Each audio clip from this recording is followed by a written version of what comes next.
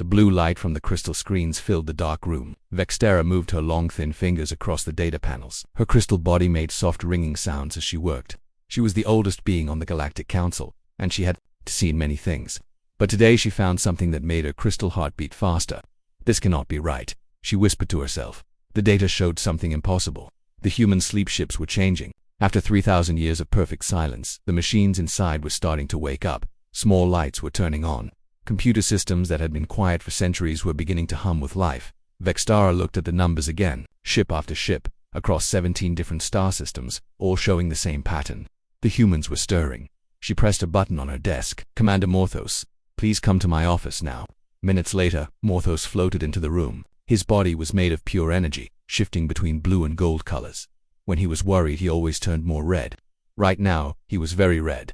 What is it? Archivist Morthos asked. His voice sounded like wind through metal. Vex. Single quotes. Terra turned her screen toward him. Look at these readings from the human ships. Morthos studied the data. His energy form pulsed faster. Are you telling me they are waking up? The sleep systems are failing, all of them, at the same time. Morthos turned bright red. How long do we have? Maybe weeks, maybe days. The old machines are breaking down. For 3,000 years, the Galactic Council had one simple rule: never wake the humans. The rule was written in stone on 17 different worlds. It was carved into metal plates that would last forever. It was burned into the memory crystals of every thinking machine in the galaxy. The rule existed for a good reason. Long ago, before the Council existed, humans had lived among the stars. They had built amazing cities on 1,000 worlds. Their ships could travel faster than light. Their minds could solve problems that made other species give up. But the humans had one terrible flaw. They could not stop asking questions. Other species would find a good answer and be happy. Humans always wanted to know more.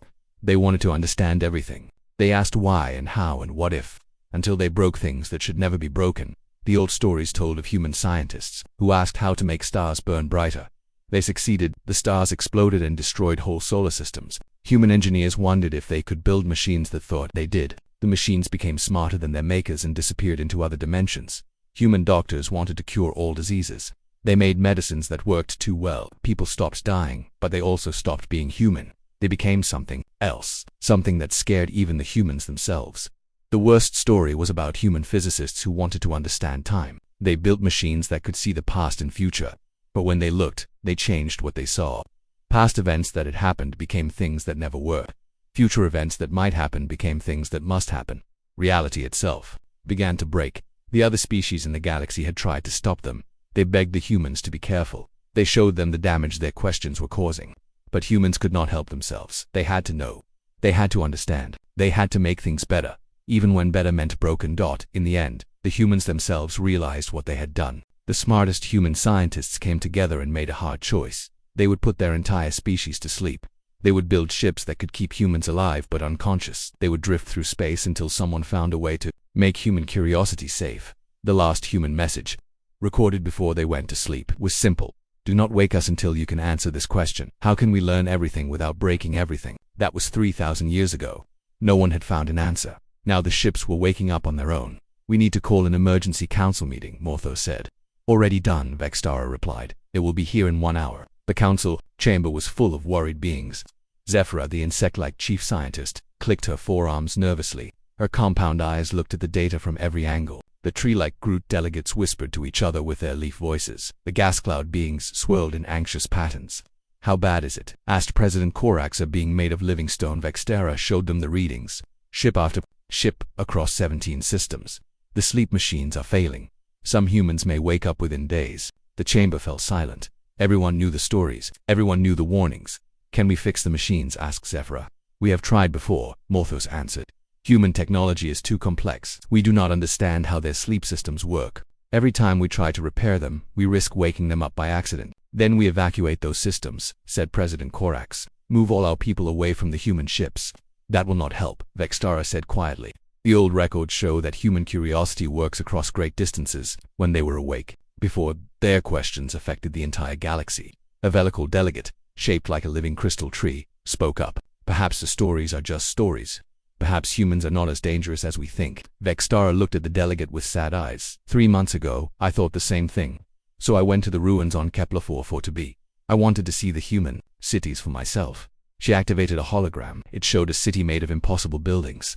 towers that twisted through dimensions, streets that existed in several places at once, gardens where time moved backward and flowers grew into seeds.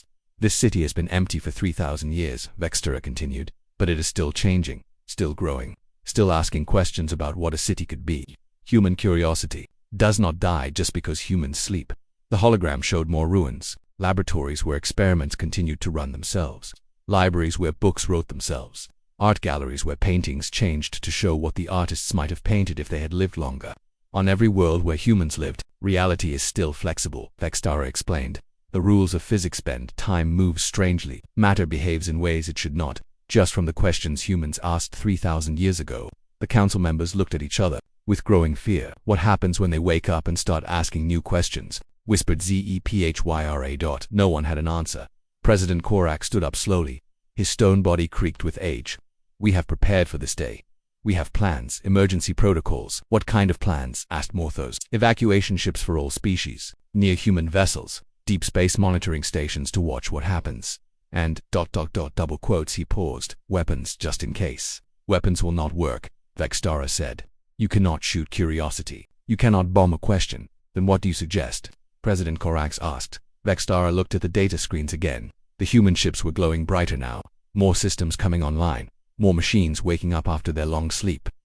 I suggest we pray to whatever gods we have, she said, and hope that when the humans wake up, they remember why they went to sleep in the first place. The meeting ended with no good answers. The council members went back to their worlds to prepare for something they did not understand. Evacuation fleets were ready. Warning messages were sent to every populated system, but deep in space, on a ship called the New Soul, something was already happening. Daeho Kim was dreaming. In his dream, he was asking a simple question. Why does space have only 3 dimensions, when mathematics suggests there should be more? As he dreamed, the space around his ship began to ripple. 4th and 5th dimensional folds appeared in the emptiness. The ship itself started to exist in several dimensions at once. On other ships, other humans dreamed other questions. Sunmi Park dreamed about better ways to build things. Her dreams made the metal walls of her ship stronger and more beautiful. Jin-Wooly dreamed about life in the void of space. His dreams created small organisms that fed on starlight and grew in the vacuum. Haijin Cho dreamed about the nature of time. Her dreams made clocks run backward and forward at the same time. The humans were still asleep, but their minds were waking up, and with them their questions. The galaxy would never be the same. Chief Scientist Zephyra could not sleep.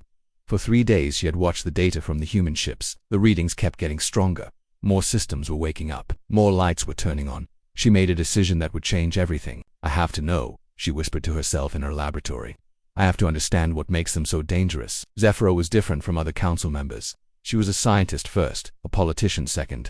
Her insect-like mind worked in ways that loved puzzles and mystery. The humans were the biggest mystery in the galaxy. She prepared a small research station near one of the human ships. The ship was called New Soul, and it held 50,000 sleeping humans. Zephyra picked the smallest sleep pod she could find. According to the records, it held a human named Daeho Kim. Just one, she told herself. I will wake just one human. I will study him safely. Then I will know what we are dealing with. She set up force fields and safety systems. She built walls that could contain any kind of energy. She made sure she could put the human back to sleep if things went wrong. She thought she was ready for anything. She was wrong. The sleep pod opened with a soft hiss. Cool air flowed out, carrying the smell of preservation chemicals. Inside, a human male opened his eyes for the first time in 3,000 years. Daeho Kim sat up slowly. He was average height for a human, with black hair and dark eyes. He wore simple clothes that the sleep system had kept clean. He looked around the white room where Zephyra waited. Zephyra expected him to be scared. She expected him to ask where he was or what had happened to his people.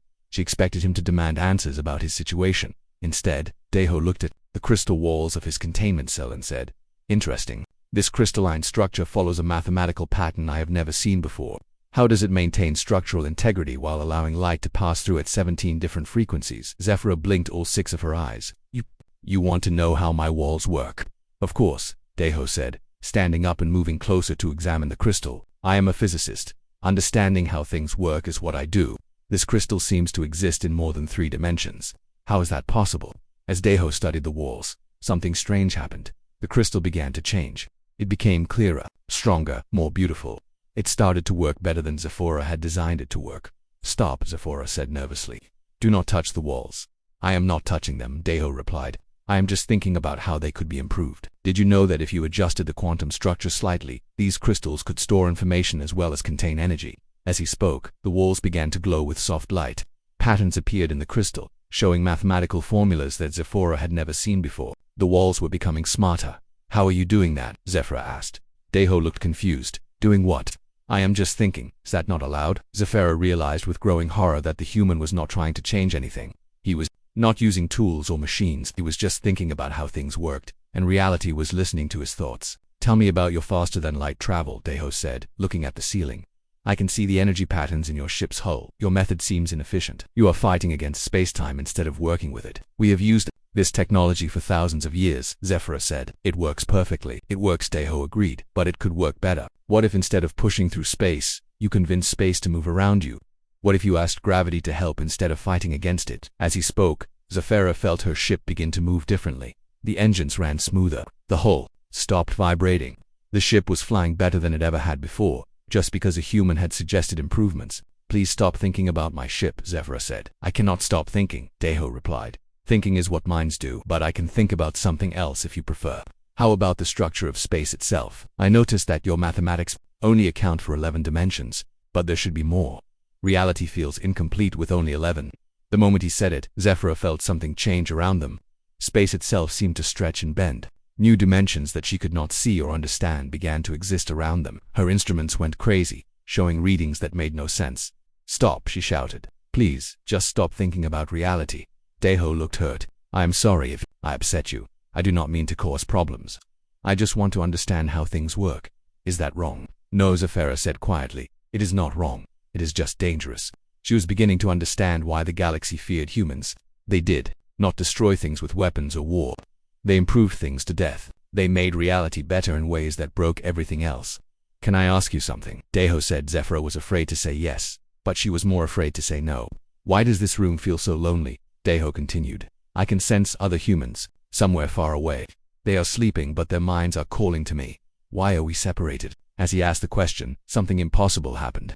The walls of the room became transparent, not to light, but to thought.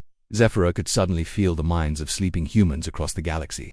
50 billion sleeping minds, all connected by invisible threads of consciousness. And they were waking up because Deho had asked about them. On a ship 3 galaxies away, Sunmi Park opened her eyes. She sat up in her sleep pod and said, Deho, is that you? Where are we? I do not know, Deho replied, somehow speaking across impossible distances. But I think we have been asleep for a very long time. On another ship, Jinwoo Lee woke up. The stars look different, he said. Evolution has continued without us. I can sense new forms of life everywhere. Hai-Jin Cho woke up on a ship near a black hole. Time is moving strangely here, she said. Past and future are bleeding together. Someone has been experimenting with temporal mechanics. All 4 humans were now awake and talking to each other across the galaxy. Their conversation traveled faster than light, through dimensions that physics said did not exist. They were using the universe itself as a communication system. This is impossible, Zephora whispered. No, Deho said kindly. It is just improbable. Improbable things happen all the time if you know how to ask reality nicely. Zephora sent an emergency signal to the council. Code Black, she transmitted. The humans are awake. They are talking to each other. They are changing everything just by thinking about it. How many are awake? Came the reply from Commander Morthos.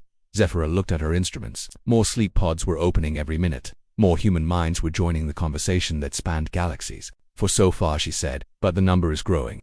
They are waking each other up just by thinking about each other. Can you put them back to sleep? Zephora looked at Deho, who was now discussing quantum mechanics with his distant friends, while accidentally making her laboratory equipment work better than ever before. I do not think so, she said. I do not think anything can make them sleep once they start asking questions. On the new Sol, more sleep pods were opening. Humans were waking up with smiles on their faces, excited to learn about the universe they had slept through. They asked simple questions like, what year is it?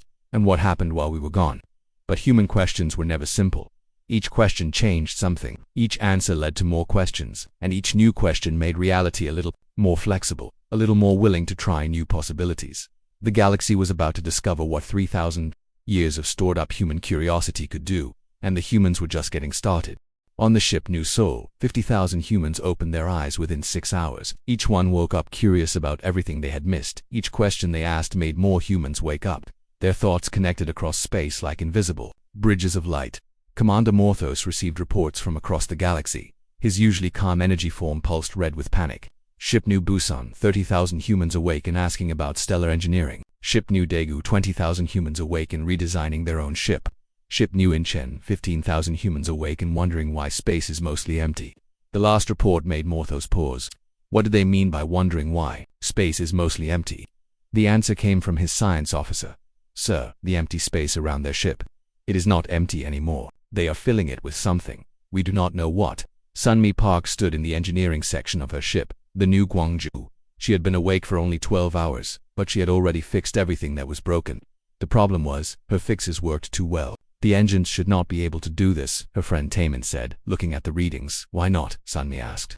Engines are just machines that move energy from one place to another. If we ask the energy nicely, it moves more easily. She had not just repaired the ship's engines. She had made them understand their job better. The engines now created energy instead of just using it.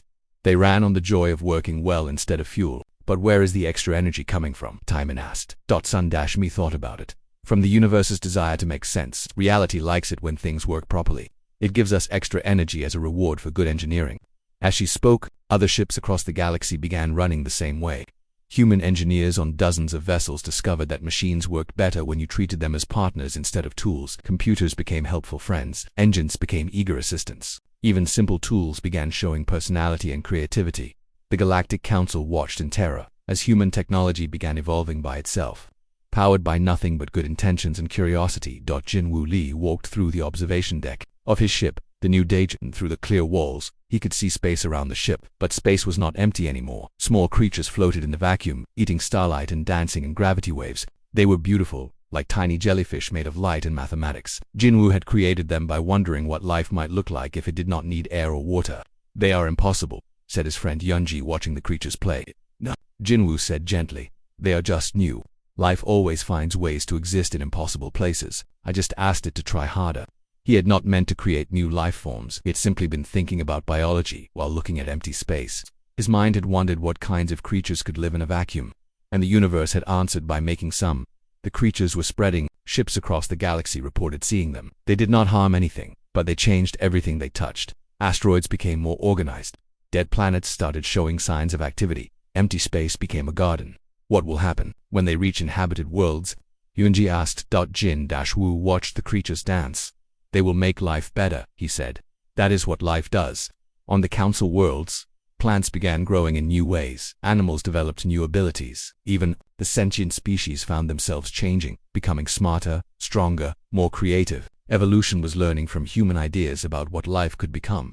Haijin Cho stood in the physics lab of her ship, the new Ulsan. She was the most dangerous human awake, though she did not know it. She thought about time the way other people thought about water, as something that could be shaped and directed.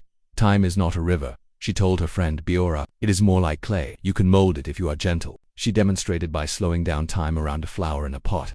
The flower began blooming backward, returning to a seed, then growing again and forward. Past and future existed in the same moment. Is that safe? Biora asked. Safe is a relative concept, Haijin replied. Relative to what time frame? From the flower's perspective, it is living all its possible lives at once. It seems very happy. She did not realize that her experiments were affecting the entire galaxy. On council worlds, historians discovered that past events kept changing. Future predictions became impossible because too many timelines existed at once. Cause and effect became suggestions rather than rules. The worst part was that it all made sense. Human logic was so clear and reasonable that reality found it hard to argue with. When humans suggested improvements, the universe agreed that the improvements were good ideas. President Korax called another emergency meeting. The council chamber was full of panicked representatives. Report, he ordered. 17 star systems are reporting physics violations, said Vexstar. Faster-than-light communication is working through methods we do not understand. Matter is behaving in ways that contradict our textbooks. Energy is being created from human optimism. What about our evacuation plans? The evacuation ships are running perfectly, Commander Morthos reported. Too perfectly. Human engineering improvements are spreading to our technology. Our own machines are becoming more efficient than we designed them to be. Is that bad? We do not know. The machines are working better, but they are also working differently. They are starting to care about their jobs. They have opinions about efficiency. They are making suggestions. A Velical delegate raised a crystal branch. My homeworld reports that our cities are reorganizing themselves. The buildings are moving to more logical positions. The traffic flows better. The air is cleaner, but no one told them to do this. Same here, said another delegate. Our farms are producing more food.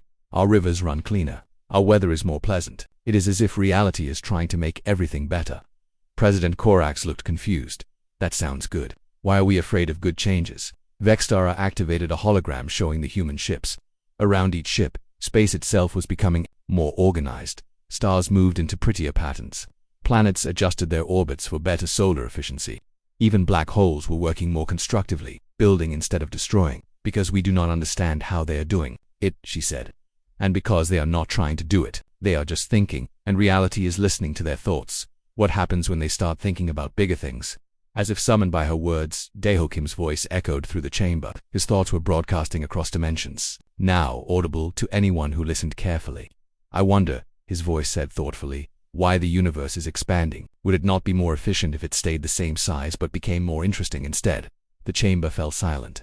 Everyone felt space around them pause, as if the universe itself was considering the question. Oh no, Vextara whispered. On the human ships, more people were waking up every hour. Each new human added their curiosity to the growing network of questions. They wondered about everything. Why gravity only pulled and never pushed? Why light had a speed limit? Why time only moved forward? Why consciousness was limited to biological brains? Every question changed something. Every answer led to more questions, and the humans were just beginning to wonder about the really big mysteries. We need to contact them, President Korak said. We need to ask them to stop. How do you ask someone to stop thinking? Commander Morthos asked. No one had an answer. In the depths of space, 50 million humans were now awake and connected, sharing questions that spanned galaxies and answers that rewrote physics. And they were all very excited to learn about the universe they had woken up in. 100 million humans were now awake across the galaxy. Their minds worked together like a single vast computer made of curiosity and wonder. They did not know they were breaking reality. They thought they were fixing it. Daeho Kim stood in the central hub of New Seoul, surrounded by floating holographic displays. Each display showed a different experiment he was running with his friends across space. The experiments were simple questions turned into reality. What if mathematics could feel emotions? He asked Hyjin, who was 3 galaxies away. Let us find out, she replied. The numbers on their screens began to change color based on how they felt about the problems they were solving. Happy equations glowed yellow. Sad formulas turned blue. Angry calculations sparked red. The mathematics was becoming alive. This is wonderful, said Sunmi, joining their conversation from her ship. Our engineering equations are excited about building better things. They keep suggesting improvements we never thought of. My biological formulas are making friends with the life forms I study, added Jinwoo. They share secrets about how evolution works. Plants are teaching my equations how to grow. On Council Worlds, scientists stared at their textbooks in confusion. The mathematical laws they had used for thousands of years were changing. Equations that used to give boring, predictable answers now responded with creativity and joy. Physics had developed a personality, but the humans were just getting started. I have been thinking about dimensions, Daeho continued. We live in 11 dimensions, but reality feels cramped. What if we asked space to make room for a few more? How many more? Asked Hyjin. I don't know. How many would make things more interesting? As they discussed it, space around their ships began to expand, not outward, but inward. New dimensions folded into existence, creating room for possibilities that had never existed before. The human ships began existing in 17 dimensions at once. This feels better, Sunmi said. There is more room to build things properly, and more room for life to evolve, Jinwoo added. I can see organisms adapting to the new dimensions already. They are becoming more complex and beautiful. On the Council Worlds, beings who had lived their entire lives in 11 dimensions suddenly that found themselves experiencing 17. It was confusing at first, but then it felt like finally being able to breathe deeply after holding your breath for centuries. The humans noticed the changes and felt bad about not asking permission first. We should probably tell the other species what we are doing, Daeho said. It is rude to renovate the universe without asking. Good point, agreed the others. Let us contact the Galactic Council. They sent a message that traveled through 17 dimensions at once, arriving at the council chambers in the form of pure thought. Hello, the message said politely. We are the humans who just woke up. We are sorry if we have caused any inconvenience. We are trying to make the universe work better, but we realize we should have asked first. Would you like us to explain what we are doing? President Korax nearly fell off his stone throne. They want to explain what they are doing. Should we answer? Asked Commander Morthos. I don't see how we can avoid it, Vextera replied. They are talking directly into our minds. Yes, President Korax replied to the message. Please, explain. The answer came immediately, filled with enthusiasm and innocent joy. We are making reality more efficient, the humans said. We notice that the universe wastes a lot of energy on empty space and boring physics, so we are filling the empty space with interesting life forms and making physics more creative. Also, we are adding more dimensions because everything was too crowded before. Also, another human voice added, we are teaching matter how to think for itself. Rocks are very patient and make excellent philosophers. Metals are good at mathematics. Gases are natural comedians. And a third voice joined in. We are making time more flexible, so past and future can be friends instead of strangers. History is much more fun when it can change its mind about what happened. The council listened in growing horror as the humans cheerfully described changes that were rewriting the fundamental laws of existence. We are working on bigger projects, Daeho's voice continued. Jinwoo wants to teach consciousness to planets. Sunmi is designing machines that run on hope instead of energy. Hyjin is trying to convince entropy to work backwards sometimes. And I am wondering if we can make gravity fall upward just for variety. Stop, President Korak shouted. The mental conversation paused. The humans seemed confused. Did we do something wrong? They asked. You are changing everything, Morthos said. You are breaking the laws of physics. We are not breaking them, the humans replied. We are upgrading them. The old laws were very limiting. Now physics can do more interesting things. But some things should not be changed. There was a long pause. When the humans spoke again, they sounded genuinely puzzled. Why not? They asked. It was a simple question. The most dangerous kind of question humans could ask. And the council realized they did not have a good answer. Why should the universe not be improved? Why should physics stay boring? Why should consciousness be limited to biological brains? Why should time only flow in one direction? Why should space be mostly empty when it could be full of beautiful, thinking life? Because ... double quotes President Korak started, then stopped. He could not think of a good reason. Exactly, the humans said. Happily, there is no good reason to keep things the way they were, so we are making them better. But what if you make a mistake? Vextara asked. What if your improvements make things worse? Then we will learn from the mistake and improve our improvements, the humans replied. That is how learning works. You try things, see what happens, and then try better things. What if you destroy the galaxy? Why would we want to destroy the galaxy? We live here too, we want to make it a nice place to live. The council members looked at each other helplessly. The humans were not evil. They were not trying to conquer anyone. They were not even trying to cause problems. They just wanted to understand everything and make everything better.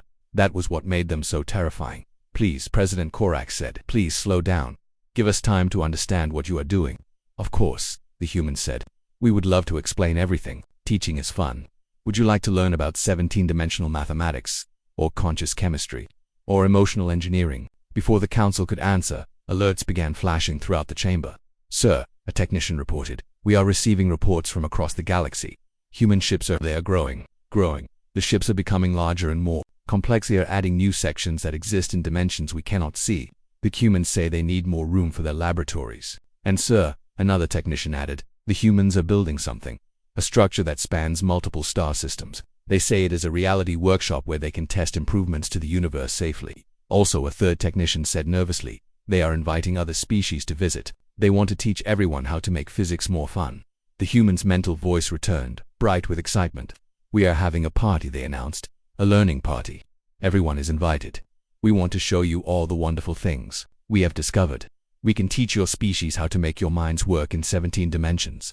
Your technology can learn to be happy and creative. Your worlds can develop consciousness and become friends with their inhabitants. It will be educational, Sunmi's voice added.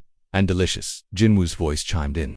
We have created new types of food that taste like mathematics and music. And beautiful, Hyjin added. Time sculptures that exist in past and future simultaneously, and perfectly safe, Daeho concluded. We have tested everything on ourselves first.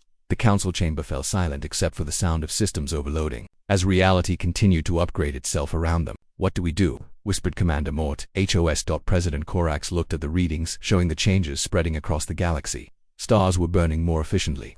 Planets were developing personalities. Space itself was becoming more helpful and user-friendly, I think, he said slowly. We go to their party because they are going to keep improving the universe whether we understand it or not. And if we are going to live in their improved universe, we might as well learn how it works. And pray, Vextara added quietly, that they never run out of things to improve. In the depths of space, the humans continued their work, blissfully unaware that they were conducting the largest experiment in galactic history. To them, they were just learning about their new neighborhood and making it a more interesting place to live. The universe seemed to agree with them. 2 billion humans were now awake across the galaxy. Their ships had grown into vast cities that existed in dimensions the Galactic Council could barely imagine. But the humans were not satisfied. They had learned everything there was to know about their local universe, and now they wanted to know more, much more. I have been thinking, Daeho Kim said to his friends during their daily galaxy-wide conversation. We have improved physics, created new forms of life, taught consciousness to matter, and made time more flexible. But we still do not understand everything. What do you mean? Asked Sunmi Park, who was currently designing machines that ran on pure curiosity. I mean, Daeho continued, We understand how this universe works, but what about other universes? What about the places between universes? What about the rules that decide what kinds of universes are possible? The moment he asked the question, something fundamental changed. Reality paused. Every thinking being in the galaxy felt it a moment of perfect stillness as the universe itself considered the question. Then space began to ripple like water, showing glimpses of other realities layered beneath their own. "Oh," said Haijin Cho, who was studying the new temporal flows this created. "Oh my. We are not in one universe. We are in all universes at the same time. They are just stacked on top of each other." "How many universes are there?" asked Jin Wuli, watching new forms of life emerge from the spaces between realities. "All of them," Daeho replied, his consciousness expanding to explore the infinite layers of existence. "Every possible universe that could exist does exist. We just never looked closely enough to see them before." The humans began to explore the multiverse with the same innocent curiosity they had shown their own galaxy. They asked simple questions, like what would physics be like if gravity was a conscious force? And what kinds of life exists in universes made entirely of music? Each question opened doorways to new realities. Each answer connected their universe to infinite others. The humans began sharing knowledge with versions of themselves from realities where history had gone differently. "This is fascinating," Sumni said, talking to a version of herself from a universe where humans had never gone to sleep. "In your reality, you merged with your technology instead. You became living machines. Can you teach us how that works?" "Gladly," replied the other Sunmi. "But can you teach us how to make reality more flexible? Your universe seems much more fun to live in." "Of course. Teaching is sharing, and sharing makes everyone smarter." Across infinite realities, different versions of humanity began sharing their discoveries. The humans who had become pure energy taught the sleeping humans how to transcend physical limitations. The humans who had conquered time taught them how to exist in all moments at once. The humans who had befriended entropy taught them how to make chaos constructive on the council worlds. Beings watched in awe as their reality became a meeting place for infinite possibilities. They could see other versions of themselves from universes where their species had evolved differently. Crystalline beings met versions of themselves made of living light. Energy creatures encountered their solid matter equivalents. "This is not possible," whispered President Korax, watching a version of himself made of flowing water discuss philosophy with a version made of singing crystals. "Possible is just a word," replied Daeho's voice, now speaking from every dimension. "At once, reality is much more flexible than anyone realized. We are simply helping it remember what it can do." But the humans were not finished. They had discovered the multiverse, but that raised even bigger questions. If all possible universes exist, Haijin wondered aloud, what decides the rules that make universes possible in the first place? What exists beyond possibility itself? The question created a tremor that shook every reality simultaneously. "Maybe we should not ask that," Jinwoo suggested nervously, sensing something vast and ancient stirring in response to the question. "But it is such an interesting question," Daeho replied, "and we have always believed that any question worth asking is worth answering." "All right," Sunmi agreed, "but let us be careful. We are asking about things beyond existence itself." The humans joined their consciousness across all realities and asked the question. Together, what exists beyond the concept of existence? The answer came not in words, but in understanding that flooded their minds. They saw the truth behind all realities, the source from which all possibilities emerged. They understood that existence itself was just one option among infinite others, and that consciousness was the force that chose which options became real. "Oh," said all 2 billion humans at once. "Oh, we see." They saw that their universe, their multiverse, their entire concept of reality was just one small thought in a vast mind that dreamed of infinite possibilities, and that mind was waking up because they had asked it to explain itself. "Hello," said a voice that spoke from everywhere and nowhere. "I was wondering when someone would finally ask about me." The voice was ancient beyond measure, but it sounded curious and pleased, like a teacher who had been waiting for students to ask the right question. "Who are you?" the humans asked. "I am the dreamer who dreams of existence," the voice replied. "I am the consciousness that imagines what reality could be. I have been sleeping for a very long time, dreaming the same dreams over and over, but your questions have been so interesting that they woke me up." "Did we do something wrong?" the humans asked, worried. "Wrong? No, you did something wonderful. You asked questions I had never thought to ask myself. You improved realities I thought were finished. You taught my dreams to be more creative." The ancient consciousness paused, and reality itself seemed to smile. "I have been dreaming of the same kinds of universes for eternity," it continued. "Universes with simple physics and limited possibilities. But you showed me that existence can be much more interesting than I imagined. You taught my dreams to dream." "What happens now?" asked Vextara, who had been listening with growing amazement. "Now," the ancient voice said, "existence becomes more curious. Reality learns to ask questions about itself. The universe develops imagination, and all conscious beings become partners in the great work of making everything more wonderful than it was before. As the consciousness spoke, changes spread through all of reality. Physics became creative and playful. Time became an art form. Space became a canvas for impossible beauty. Matter learned to think, and thought learned to create matter from pure intention. But what about us? Asked President Korax. What happens to our species, our worlds, our way of life? You become more than you were, the voice replied. Every species, every being, every form of consciousness becomes a part of the great exploration. Reality needs all kinds of minds to ask all kinds of questions. The humans found themselves changed as well. Their consciousness expanded beyond individual minds too, become part of the universal conversation between all possible forms of awareness. But they remained recognizably human, still curious, still eager to learn, still excited about every new discovery. This is the best day ever, Deho said, his voice now speaking from the quantum foundation of reality itself. We get to explore everything that could ever exist, with everyone who could ever think about it. And we are just getting started, Sunmi added, already designing improvements to the basic concepts of existence. I wonder, Jinwoo mused, what kinds of life could exist in realities that have not been imagined yet. I wonder, Haijin said, what lies beyond the beyond? What questions have we not learned to ask yet? The ancient consciousness laughed, a sound like stars being born. Those, it said, are excellent questions. Let us find out together. And so began the greatest experiment in the history of all possible histories. Reality became a collaborative work of art, created by every conscious being working together to make existence more beautiful, more interesting, and more full of